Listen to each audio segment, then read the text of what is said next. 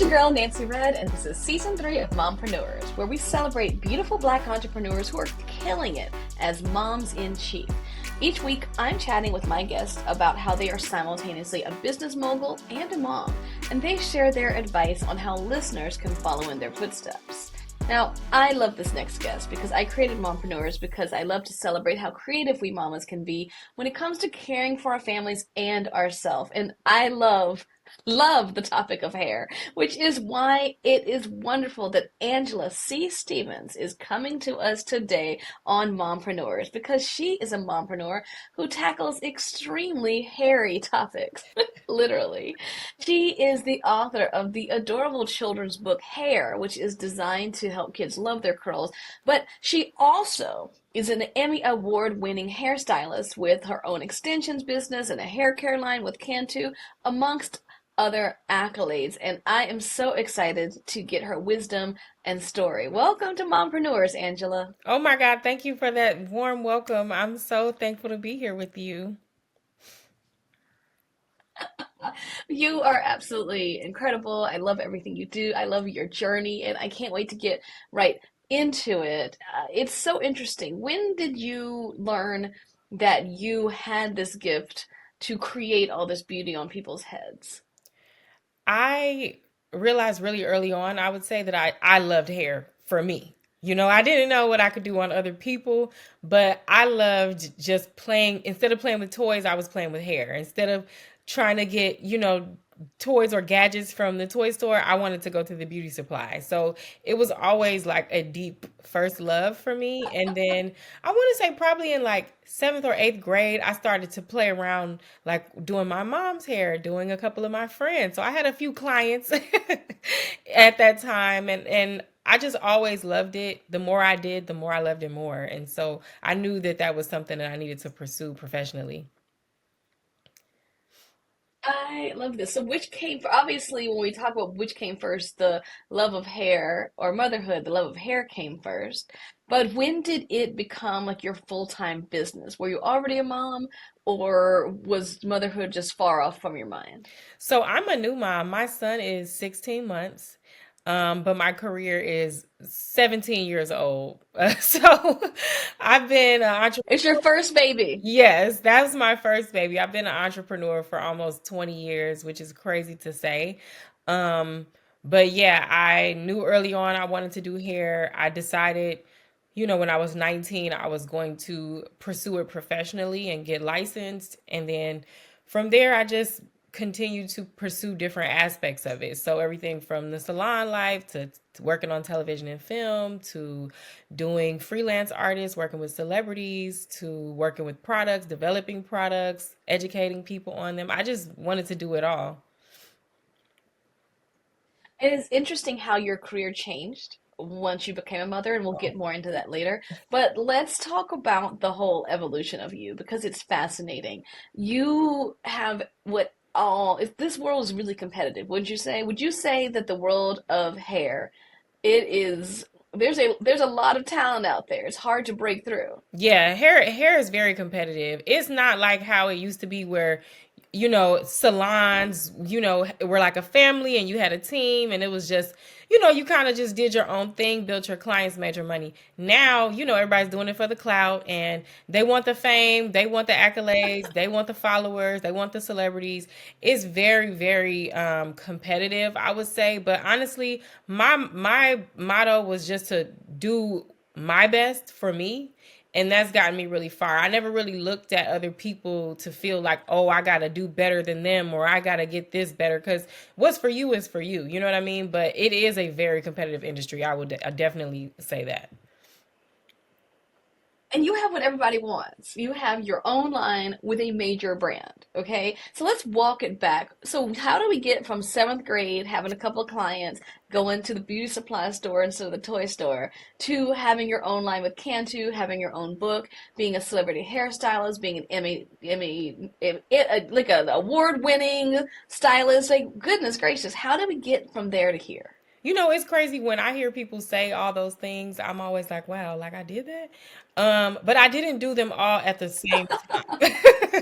You know what I mean? It wasn't something that just happens overnight. I think a lot of newer stylists that have the hunger. They're just like, I want this, I want that, I want it all. I didn't make a plan and say I'm getting this, and this.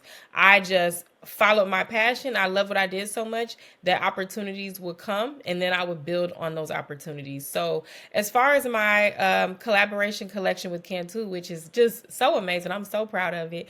It's called Protective Styles by Angela, and it really was birthed from me being a consultant for Cantu. And I started as a platform artist. A platform artist is basically someone who gets booked for a day to work at like a trade show or an event and like show people how to use the product. So I started working with them there, and then I built a relationship over time. And I would kind of just give them my feedback on their products, and they would be like, well, can you consult? Can you help us with new formulations?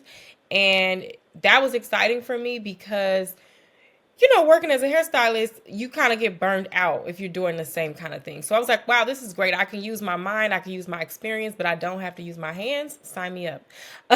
So I was like writing copy for them. On their packaging, I was testing products, giving them feedback consistently. And then I guess the conversation came up, and they actually presented it to me. They were kind of like, well, if you were to develop products, what would you develop? And I'm like, well, I have a ton of ideas. I would firstly start with something for protective styling. I would start with something for, extensions, for wigs, weaves, for braids. Even there's nothing really specifically for braid care that's mainstream. And I submitted like maybe 20 products, and they circled back with 6, and they were like, let's do this. And I was like, yeah. Okay, well, that's incredible. So, this is really interesting. So, you started off. How did you get that job in the first place to go to a trade show and explain to people what the product is like? So there's different ways that you can get those type of opportunities. For me, my mentor, she kind of introduced me to the trade show world when I was like 21.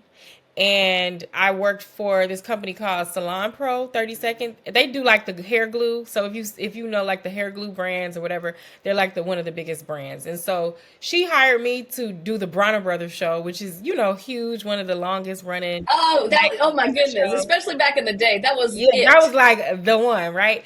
And so she had me come to that and do that, and I fell in love with education. My mother and my grandmother are retired teachers, and so I think that I inherited that love for education, but I apply it to hair. But when I saw that environment, and it was like you could be more creative with the styling, and I was doing colored hair and gluing it in, doing quick weaves, all that kind of stuff, and then she lost her voice on the third day of the trade show and handed me the mic, and she was like, you have to talk and style. And I was so terrified, but I literally like shook off that fear, and I just got up there and I was like, so what I'm doing now is I'm curling it this way, and once you glue, you gotta, and I just was talking to the people, engaging with them, and I loved it. When I tell you I loved it, it was over. So after that, I probably did maybe like a few more trade shows with that brand. And then I ended up moving to LA. But in the back of my mind, I was always like, I want to get back into education. I want to do platform work. But for anybody looking to do that, you kind of just will reach out to the brand, ask them if they have any events in your area, tell them you're interested in becoming an artist, a platform artist with them. You would love to showcase their product, maybe show them your work. Back then there wasn't an Instagram, but now your Instagram is your website. So you can basically send them a DM and pick up a job, and connect that way. But you just got to speak up and look for the opportunities. And you have to be open to all kinds of opportunities, right? Like, Yeah.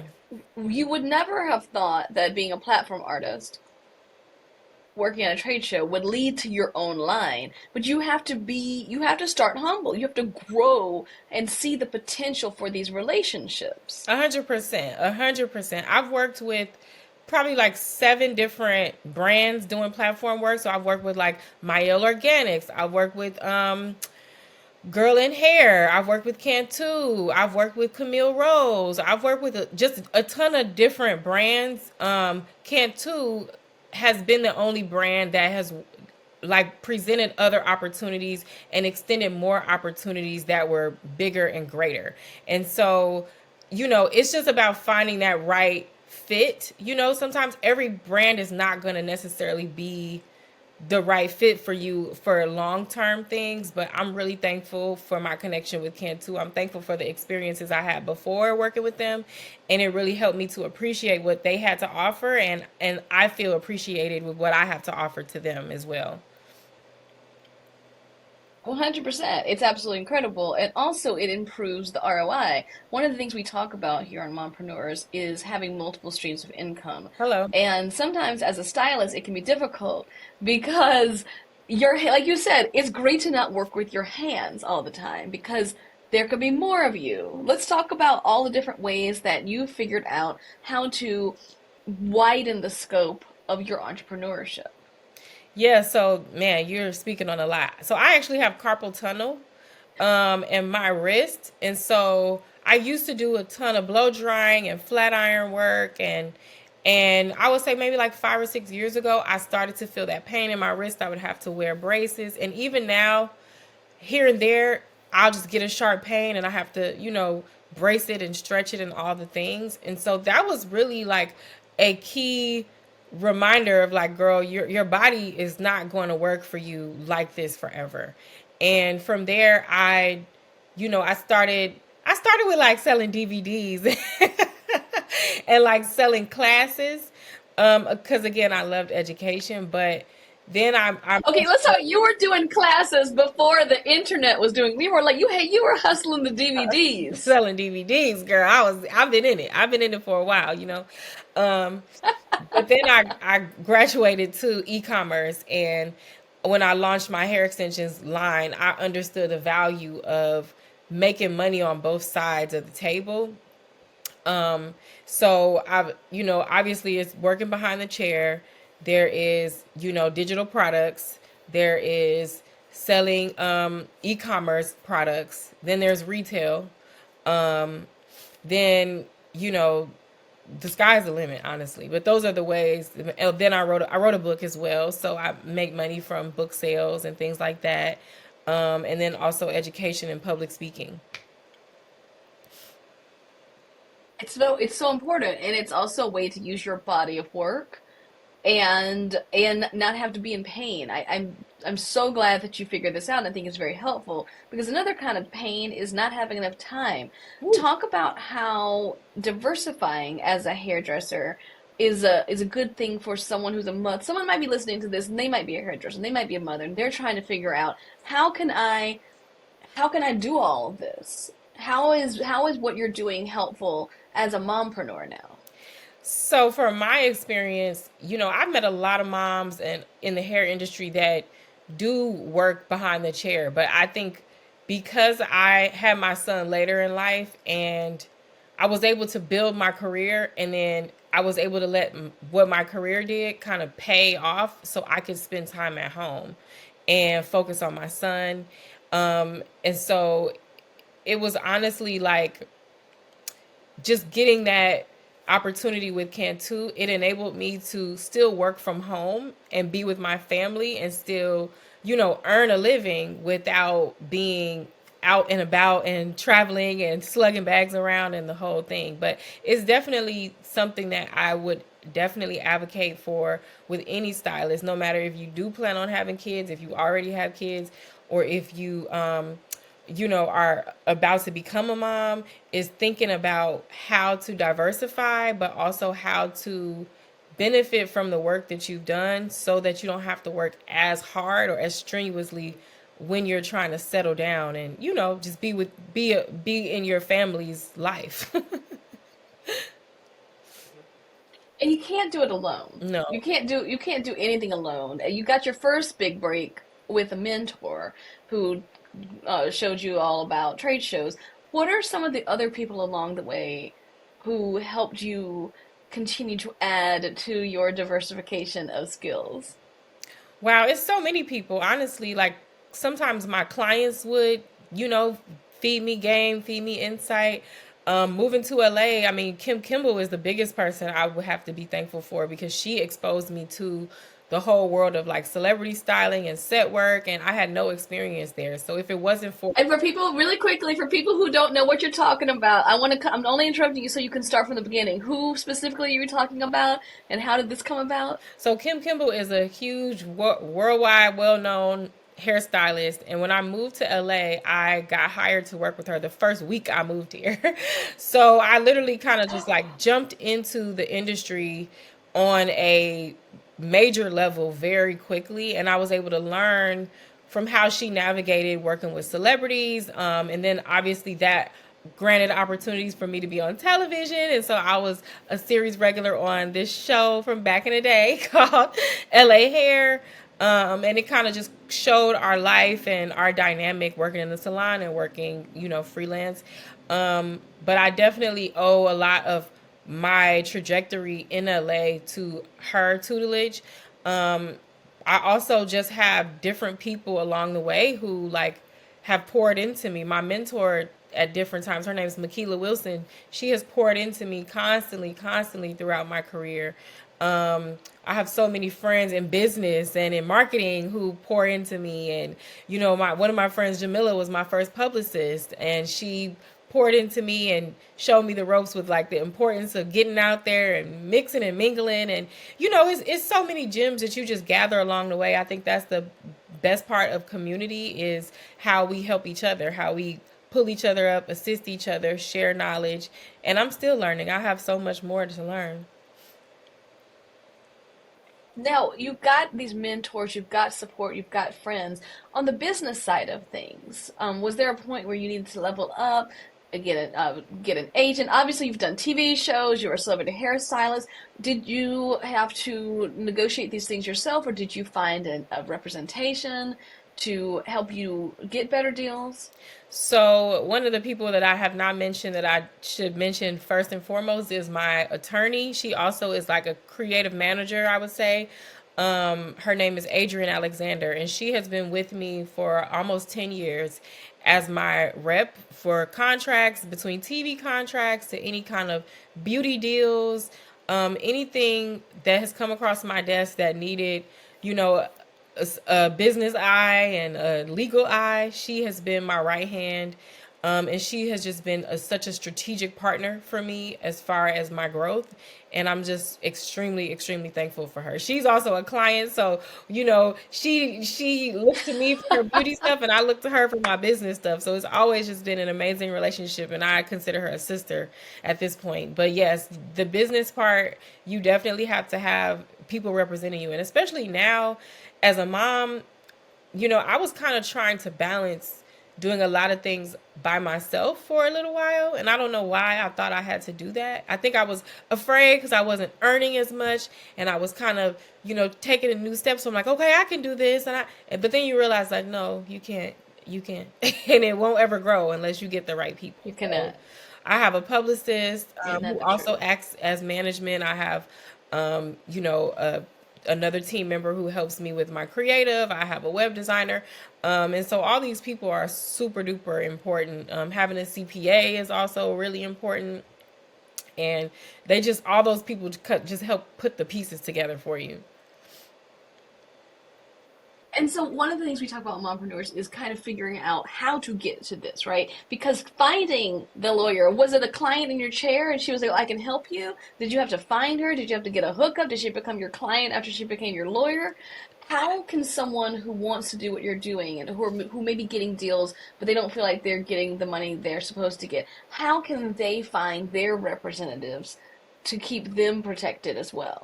So my story with my lawyer is, she was referred to me by a client of mine. And she said, I have a friend who will probably be really helpful for you in this season. I was already on television. Or no, I may have done one season of TV, and I consulted a lawyer, but I didn't have someone in my corner. And so she stepped in at a really important time. She was able to renegotiate my contract. And then she became my client, I would say maybe a year later, and that's really what cemented our bond. But if you don't necessarily have someone that's a referral, I would say LinkedIn is a really great resource. I found a lot of people on LinkedIn, between employees to contractors to different professionals. I love using LinkedIn. Also, Indeed is really good for finding pros.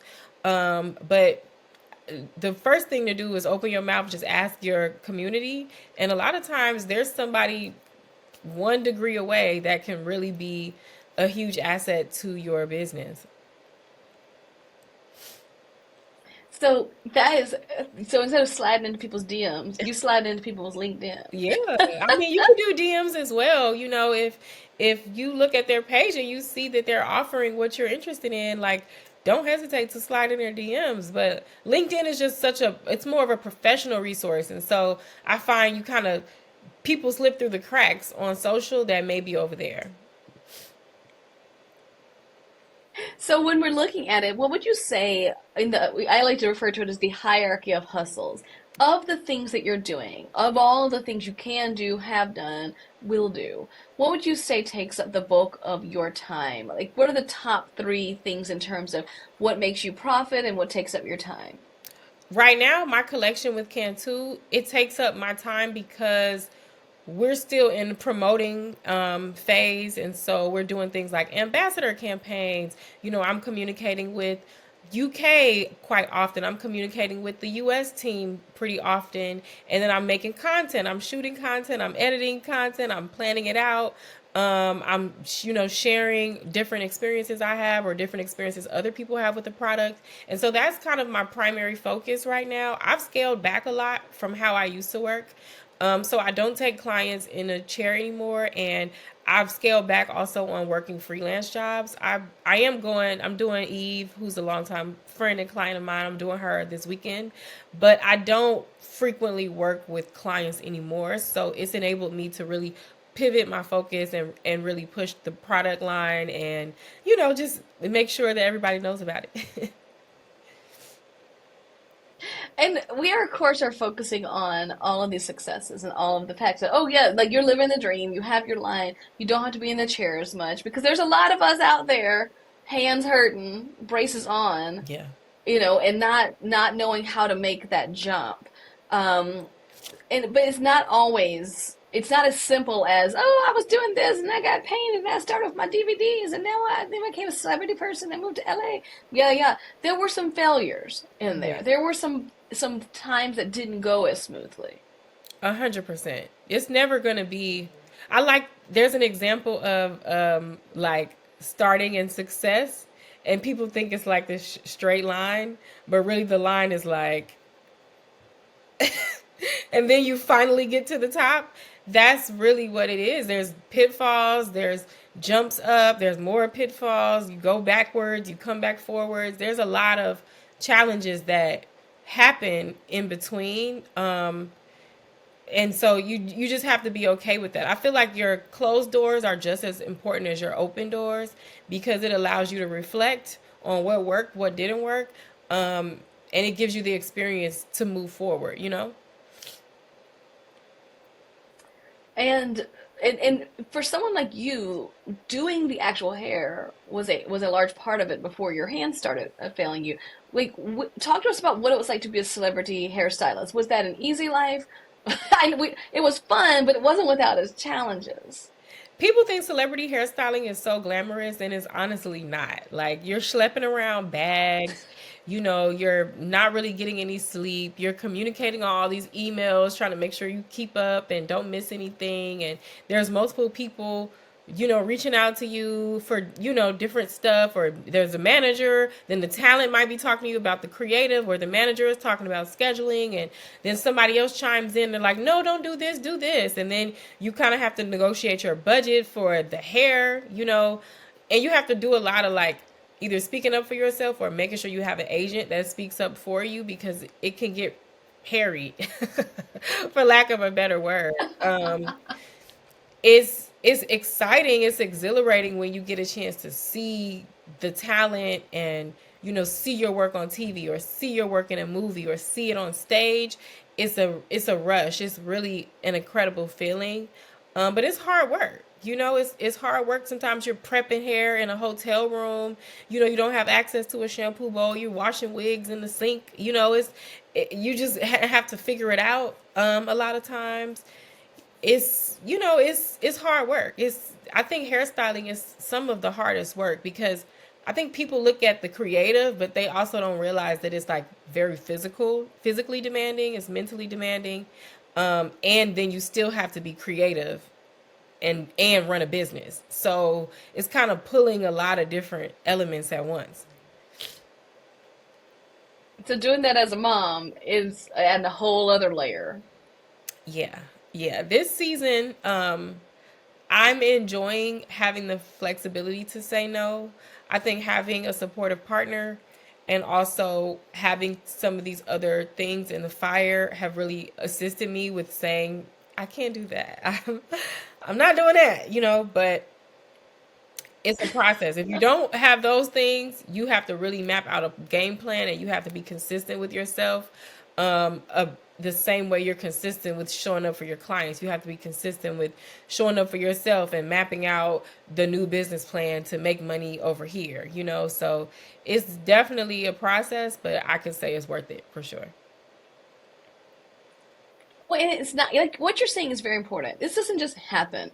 There's a lot of behind the scenes. You don't just show up on set with your little flat iron. You don't just show up to Cantu with your name brands. So much work goes behind the scenes in giving you more flexibility in front of the scenes, right? This is for everything you do, thousands of hours are behind the scene. Like I think it's interesting that you had to talk to so many people. You're the hairstylist, but you're fielding emails from talent agents, managers, the talent themselves. Yeah, accounting as well, chasing your check, submitting the invoice and then following up with the invoice and all of those things. So having an agent is great, but then they take a cut of your money. So then you have to make sure you're pricing at a place that is positioned for, those deductions. But yeah, it's not easy, and it takes time and passion to really find a flow that works and makes you feel good. Um, I used to kind of question like why I always felt like men, specifically gay men in beauty, they work so much more. You see them with clients, and it's like, why don't women get hired more? Now, as a mom, I understand. Like, I'm at the point where I don't want to do it. You know what I mean? And they don't necessarily have like families, and they don't settle down. They don't carry kids. They don't. So they have a lot more grit to keep going and blaze their trail creatively because these other things aren't pulling on them as frequently, and they don't have a biological clock, and so child, y'all go do that hair because mama's got to sit down. Well, but you set it in place so mama could sit down with her baby and her line at Cantu. Exactly. And I'm relaunching my hair extensions brand. I took a beat on doing that last year, and I had to just kind of like revamp, but I also had trademarking issues. So I knew that I had trademarking issues. My new trademark finally got approved and it was good. And I just felt like that was the right time to say, let's put a button in this and let's rebrand. So I'm excited about bringing my hair extensions back. I love retail. I love selling products that make people's lives easier and make them feel good about themselves. And so I just really want to stay in that lane as much as I can. But using these hands, mm-mm. You're using these hands to rock the baby and Exactly. just sign the checks. Exactly. Well, it's interesting you say that about who can be a hairstylist on the go, right? Did you ever feel early on, because you've been doing, like you said, since you were 19 years old, that you needed to choose between having a family and living that life? I definitely thought so. I think that, so my mother was a single mother and my grandmother was also a single mother. So I have been raised to see single mothers successfully live their lives. And again, they were teachers. They weren't necessarily like crazy business people, but they were homeowners. We lived a pretty comfortable life. And I don't think it was ingrained in me the importance of having a partner. And so I only just thought about my career, my passion. And once I found success in it, I did want a partner, but I wasn't actively like working to find one, and I did contemplate like, will I be able to pursue my dreams the same way if I had someone or if I had children? And so I do think that women in every field sometimes make that choice and say, I want to pursue my dreams first, and then I'll figure it out later. And then, obviously there are challenges with figuring it out later, but I can't say I regret doing it that way, but I did think that I couldn't have both at the same time. But you can. The reality is you can. And I wish that I was I wish that I was instilled with more of a appreciation for the importance of partnership and marriage, because I probably would have put more effort there sooner. Well, but you're there now. I'm Now not, you have it's both. timing. It's all about timing, because my husband may not have been ready for me then. So, I have no regrets, but I do, now that I'm married, I see the benefit of having a partner, and I wish that I wasn't on that journey alone for so long. But maybe that's because this is your opportunity to be a testimony, to share this, because that's a perspective I think is really valid, really important. My dad died when I was young, and I was raised by a wonderful single mom, same situation, professional, had everything. But I remember when I first started dating in college, and I would call my brother up, and I'd say, it's just like I wish they could be like a cardboard cutout that you could bring out when you want and not. I didn't understand partnership. I didn't understand giving. I didn't understand having a fight at first. But ironically, these are the same skills that perhaps you learned in entrepreneurship that are helping you in your relationship. I find that the business skills that I learned about negotiation, being a calm person in a room, are very helpful with my marriage. That's a good point. I do think that some of what I've learned as a professional has helped my maturity in my marriage. But honestly, I feel like when you don't know how to speak the language of like love, relationships, talking to men, it takes time to like learn and exercise that muscle. And as an entrepreneur and like the head of the things that I do, I often take the like alpha approach to doing stuff. Whereas at home, my husband is the alpha male, and I have to learn how to soften and take more of a, beta approach. And so I feel like you kind of have to learn how to switch and take those hats on and off. But yeah, I think my life experience overall, my professional experience, has helped me a lot as a partner, for sure. I love that though. That is so real. It's funny because I'm naturally very Southern, and so like This is literally it. Like I'm like this as a business person. I'm like this as a wife, right? But that is something a lot of mompreneurs who are searching for their partner or who are in relationships might be dealing with. What is your advice for learning how to go from, boss mom to partner wife? Look, I love how your voice calmed down on the end of it.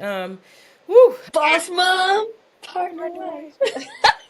I think that you have to be comfortable relinquishing control. And even if you manage a lot of things in your business, you have to be comfortable saying, what do you think? How do you feel about this? How do you think I should go about it? Just to let your partner know that they too are in the driver's seat with you.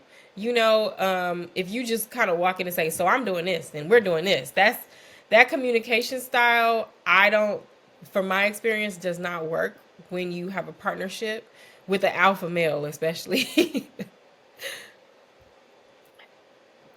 I think that's so accurate. It's so funny. I have improved on this very much so, right? Like we're remodeling our bathroom and I'm picking out most of the stuff, but I do it because it's his bathroom too. Yeah. And so I said the other day, I said, these are the towel hooks that I want. And he says, well, I really like a rack. A bar, a towel bar. I'm just like, a towel bar? But like, the towels fall off. And he was just like, well, I think a towel bar looks more elegant. You do what you want, but, consider this. And I was just like, all right. So then, of course, I'd said, well, obviously, this man is a smart man. So I did like another hour of work. I found a beautiful towel bar that had a kind of hook like put my little thing. It was a good compromise, and I'm personally Nice. very proud of this Yeah, it's because he's so compromise. important to me, and he is a smart man. Yeah, so you constantly have to say, you have to like reiterate what they say sometimes to let them know you hear them. You have to, you know, not just look at things from your perspective, but see theirs and figure out where you can compromise. It's work though. It's just like how you have to learn how to navigate work in the workplace. You have to learn how to navigate working through your marriage and your partnership, just to make sure that everybody feels seen and heard, and nobody feels like they're just being drug along. it's it's it's definitely a fun interesting times. And now, especially you got this baby, you're exhausted. How has motherhood shifted a lot of your priorities? Obviously, this conversation we're having about bathroom remodeling and listening to your partner and all of these different things, generally, we weren't thinking about this 20 years ago. How has motherhood thrown a new curveball into your priorities in life in terms of business, relationship, you? So let me just start off by saying I met my husband in 2021. By 2022, I was pregnant, engaged, then we got married the same year, and we had the baby the same year. And I moved to the suburbs and became a suburban housewife all in 1 year. So having my son, it was a complete like whirlwind experience, because I was already caught up in a love whirlwind, a life whirlwind. Um, it's it has expanded my mind in so many ways, and it also has allowed me to learn myself in a completely different way. I love being a mom. I've always wanted to be a mom, but actually like doing it, I love being a mom. I love watching my son grow and develop, and every time I impress myself with like breastfeeding or like just managing our schedules and like getting everything done, I'm always like, wow, girl, okay, you did that, okay. It's so real. That is so sweet. Okay, step one, you're an inspiration so many ways because so many people want their own line. They wish they could be a celebrity hairstylist. They wish they could be their own boss. But also, how did you do this? How did you find this amazing man? So create this whirlwind. I have so many friends who are like, where do you find them? Where do you find them, Angela? I literally I was Where did you 35. find this one? What is your advice? I was 35 and I decided to freeze my eggs. I met my husband, now husband, on Hinge. He was my first date. I was his first date. And we just connected and clicked. And I remember probably a month into us dating, I was like, I don't know if I'm gonna be available because I just want to let you know I'm freezing my eggs and I'm getting the extraction. And he was like, what? Like, kind of like, and I just, explained to him, I'm like, I want to be a mom.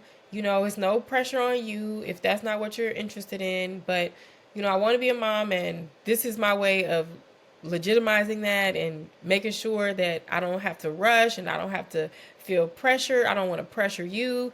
He was just very receptive to all of that. But I literally was 35, freezing my eggs, single, and met my husband on Hinge, and everything just happened. I didn't even need to use the frozen eggs. I got pregnant naturally. This brings me so much joy. This is like a romance movie. Like, what are you talking about? Like, Yeah, it was crazy. I oh did a my lot of self gosh. work before I got on Hinge, and I learned a lot of things about how I was going about dating and like looking for my type of partner or what I thought my type was. And I had to just kind of like reframe a lot of my perspective and really look at myself and realize I was making a bunch of mistakes. And so doing that self work, it allowed me, when I saw my husband, it allowed me to present myself in a way for him to see me as a wife. And we just clicked. We both were at the same place in our lives where we knew we wanted partnership, and we just did it. And what I love about this is we all are having this conversation with everybody, right? This is not, you tell this story all the time. You tell this story on the phone with your friends. You tell this story at all kinds of things, right? What I like about you, what I think is very inspiring, is the emotion seems out of this. Because this is very emotional. This is a lot. You're like, this was a whole mood. And it's very much kind of like how you approach business. Like when you just said, I gotta change my extensions line because the trademark, some weird stuff going on, but it's okay, I got my trademark fixed, and we're gonna just relaunch next year. Okay, perhaps if we all looked at love the way you look at love and business, we'd all be happier. No, you literally have to look, you, especially if you know you want to find a partner and you haven't, you have to approach that pursuit like business. You have to look at the pros and cons of what worked, what didn't work, your successes and your failures, and really look and see what was it that didn't work on my end and why, you know? And I think a lot of people aren't ready to have that conversation. Most people kind of pass the buck on everybody else, like, oh, he was cheap, oh, he was this, oh, he was that. But it's kind of like, well, what about you, babe? What about you, sis? And so I had to have those conversations with myself, and also consulting other people who were experts in the field. Like, I'm also like, let me find help. It's the same as if you don't know how to do your taxes, like, find somebody who can. You know, if you don't know how to build a website, find somebody who can. So I can be successful. So I definitely look at it like that. And even, you know, dating is, if you know you don't want to hire somebody, nope. If you know they're not going to be a good candidate, nope. You have to be comfortable with the no's so you can get to the yes and not dwell on like, I didn't like this about him, and but maybe. No, if you didn't get a good feeling, keep it moving, move on to the next person. And that is how you do business too. Love it. You up here, you are honest about wanting to be a wife. You are honest about wanting to be a mom. You're honest about wanting a business, and look at you. It has come to fruition. Congratulations. Thank you, girl. Thank I'm you. sure you must be proud of yourself. I I mean that not facetiously. I mean that with the genuineness in my soul. I am so happy for you. I am proud of the man that I met and showed myself to, honestly, and I'm proud that he saw me the way I wanted to be seen. And yeah, I'm really proud of that. And I'm also just proud of myself for managing all of this, because it is really hard, and especially if you've built a life being single and kind of doing things your own way, adding all that on your plate at once can be very overwhelming. And so I'm just proud of myself that I'm waking up every day, and you know, I'm doing all right. You're doing more than all right, sis. You are doing phenomenally. You are such a role model because this is hard, It's hard. but you're doing it methodically, right? You're looking at it, you're saying, okay, doing a quarterly report. I'm just letting you know, Q4, I'm freezing my eggs. I might not be available in FYI. It's fantastic. You are just full of so many gems. I could talk to you forever. I feel like you need to have your own podcast. But well, you have had your own TV show. I'm sure who knows what's coming up next. But can you, before we go, leave our listeners and our watchers with some words to live by? We've just talked about so many different things, but what's a life mantra of yours when it comes to business, life, everything? You know, I said I was at an event last night, and I said this, and I think that I want to continue to say it, is to clear your table. You can have so many beautiful things happening, and you could do so many beautiful things, and that's basically all the stuff that may be on your table. But if it's too much stuff, it's too much clutter on the table, it will look like junk. And so the important thing is to remove some of the things from your table so you can make it beautiful and feel good about it. And when you're able to add more on, do that. But it's okay to say no. It's okay to dial it back. That's going to help you appreciate what you do have. I love that. Clear your Clear your table. table. Clear your table because you're correct. You can have all the great stuff in the world, but if it's not up there looking nice, what does it matter? If it's all junky. Yeah. Okay, well, every person I love to ask is my favorite segment. It's called Mompreneurs Manifestation, and I ask all my guests what you're trying to make happen right now, so we can help bring it into the universe with good vibes. So, what is something you're really looking forward to, or you really want to happen, or something you're considering?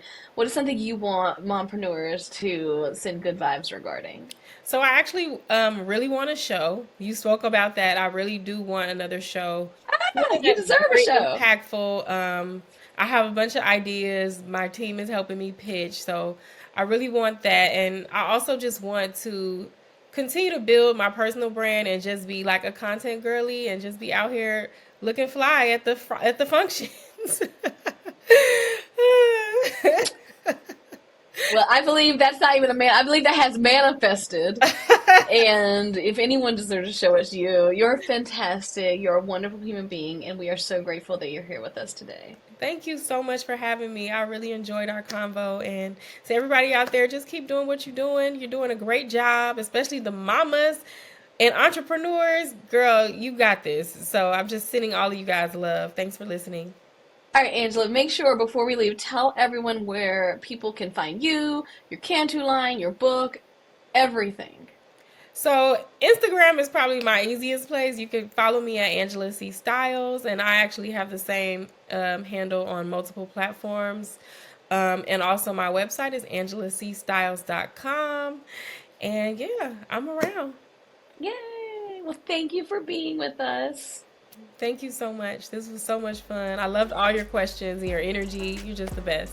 Oh, thank you. And all of you listening and watching, thank you for being here with us, mompreneurs. Now, as a reminder, a brand new episode will go live each Monday on Urban One Podcast, Apple Podcasts, Spotify, or wherever you get your podcasts. Visit urban1podcast.com to learn more. That's urban1podcast.com. Mompreneurs is brought to you by the Urban One Podcast Network and MadameNoire. Created, produced, and hosted by me, Nancy Wren. Executive produced by Sarita Wesley, Allison McGovna, and Tanya Hoffler-Moore. Produced and edited by Jiminique Miller.